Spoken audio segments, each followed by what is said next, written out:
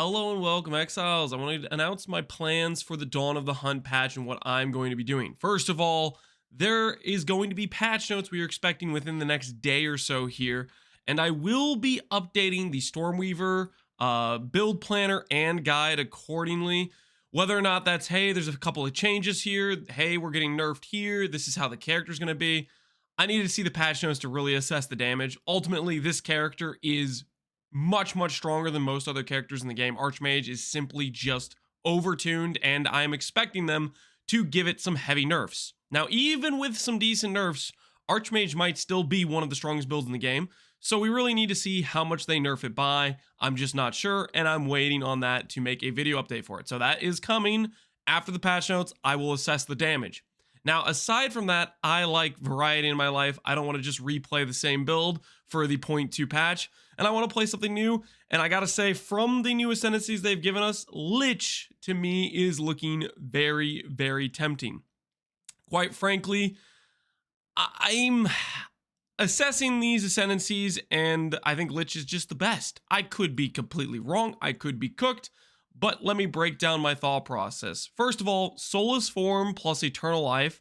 To me, this reads that if you put on an Adziri's Disdain and you corrupt it for a high roll, it can go up to 31% damage, bypass your energy shield. What that would end up meaning, if you are a ES build, that would be 41% damage that bypasses your life, goes to hit your, or bypasses your ES and goes to hit your life, and then you just don't take damage for it.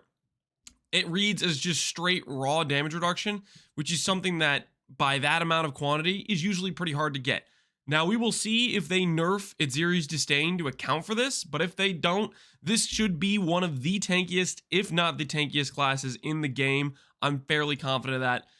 Granted, there are some other variables, like, for example, they've said they might be nerfing Energy Shield. This could be them just nerfing Grim Feast. I think ES is broken without Grim Feast, so if they just nerf Grim Feast, we are going to be still quite strong defensively because of just how good ES is raw number wise. Now, that being said, aside from these defensive layers, the other nodes in the Ascendancy are also very generically just good. Crystalline Phylacterine, 2 jewel sockets. Basically, let's say you could get even a 5 mod rare jewel or a rare jewel with 4 mods and a corruption. Put that in here, and that is just a lot of extra power, just generic power that could work with any type of build. And the small node leading into it is ES, which is just generic power.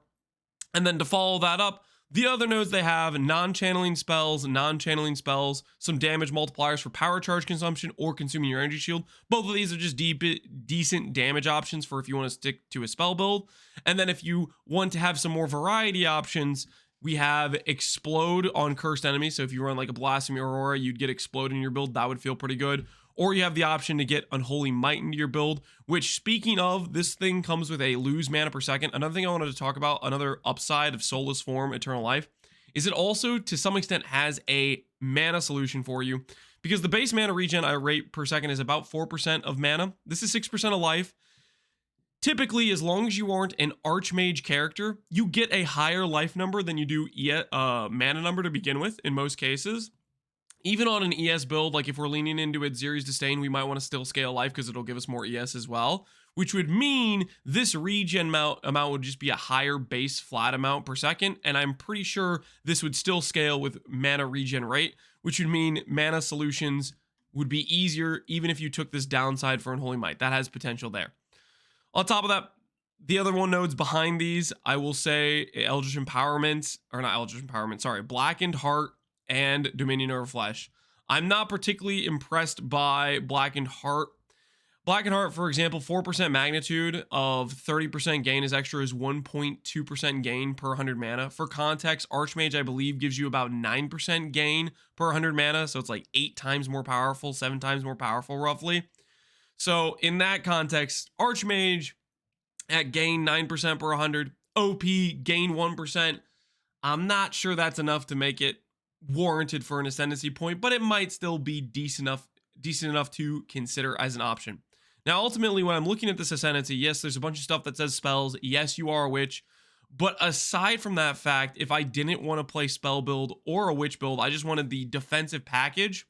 You get the defensive package over here with Soulless Form, a jewel socket, which can be generic. It can be an attack-based jewel, whatever it is. And then something like Explode. All of that would work on an attack-based character, and I want to keep my options open. Quite frankly, if spears, for example, are very good and are fun to play, I think, and this is just me saying it, but I think Lich would be a better class overall to choose than potentially the Amazon or the Ritualist here.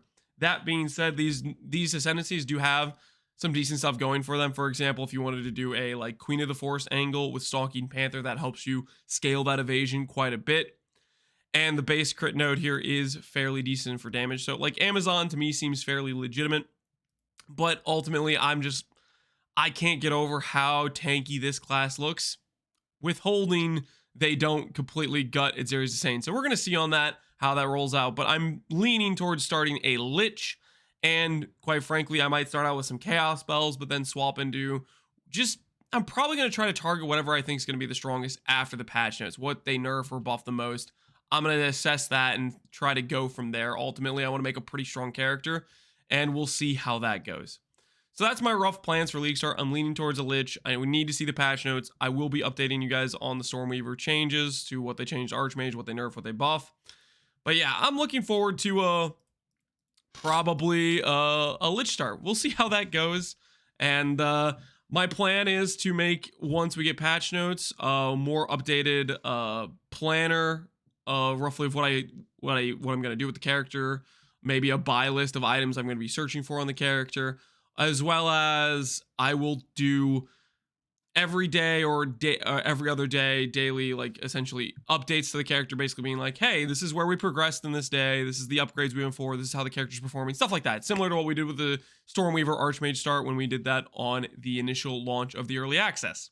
So yeah, anyways, that is the plan for the Dawn of the Hunt patch. Hopefully you guys are excited. Hopefully you guys got some fun plans for what you are going to play. There are some decent options here between these new ascendancies, and I think they're going to be reworking some ascendancies as well. Maybe there's some wild card changes they're going to do to some other ascendancies that get those to be really tempting to play as well. We're just going to feel it out and see what all happens after the shakeup of the nerfs and the buffs. As always, thanks for watching, Exiles. Take care and peace out. Have a good one.